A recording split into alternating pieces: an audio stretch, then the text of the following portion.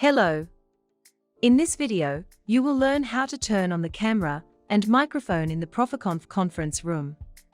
After joining the virtual room, for the first time the camera and microphone must be allowed to be switched on in the pop-up menu. Click the lock icon in the browser address bar on the top left. In the drop-down menu, allow the use of camera and microphone. After that, if the permission has been blocked, the browser will ask you to reload the page. Press Reload. Now you can turn on the microphone and camera. After pressing the buttons must turn green, which means the devices are enabled. You're trying to turn on the devices, but you have the no treatable error. This means that your microphone or camera is not available and used by another program. Close all browser programs and tabs that can currently use your microphone and camera, and try to turn on the devices again.